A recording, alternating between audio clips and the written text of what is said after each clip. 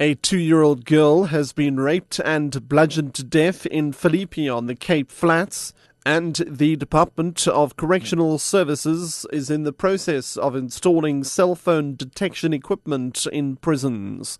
I'm Richard Brooks. A 2-year-old girl has been raped and bludgeoned to death, allegedly by a close family relative in Philippi on the Cape Flats. Police say the toddler was left in the care of her 12-year-old sister while the mother attended a funeral. Spokesperson November Philander says the mother found the toddler's body wrapped in a blanket under her uncle's bed when she returned home.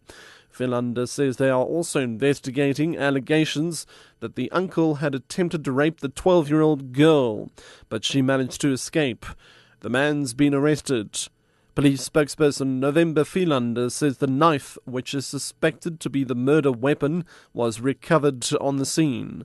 Philander says the mother made the gruesome discovery when she returned home. And about 3 o'clock, a mother returned and she informed her. They launched a search for the uncle as well as the baby. And during that time, they went into the uncle's shack, who's also on the same yard, in Heinz Park, when they discovered the body of the little girl wrapped in a blanket under the bed of the uncle. There was blood on the scene as well as a murder weapon, a knife. The Department of Correctional Services is in the process of installing cell phone detection equipment in prisons. This has been revealed by Minister Nosiviwe Mapisa-Akula in a written reply to a parliamentary question from DA MP James Self. Mercedes Besant has more. James Self wanted to know whether there are plans in place to install devices to prevent the transmission and receipt of cellular communications in any correctional center. But the minister says there are no definite plans in place because of legislation that prohibits the blocking of signals. However, she says the cell phone detection equipment will assist officials in the detection of unauthorized cell phones.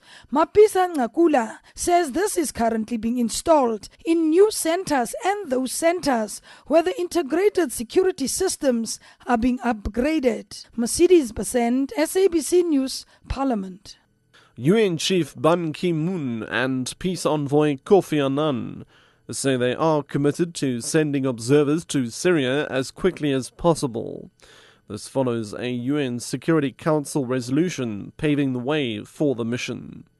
Ban and Annan met in Geneva, Switzerland to discuss the situation in Syria following the implementation of a ceasefire and the vote in New York.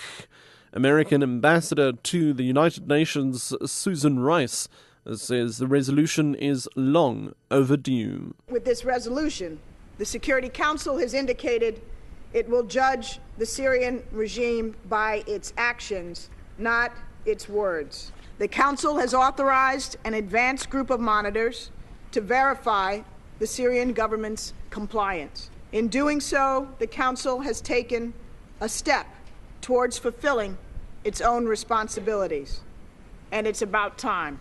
American forecasters are warning that a severe storm threatens to bring tornadoes to a vast area of the Midwestern U.S.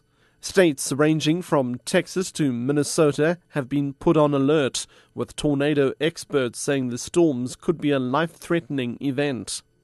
Forecasters have spoken of baseball-sized hailstones possibly being on the way.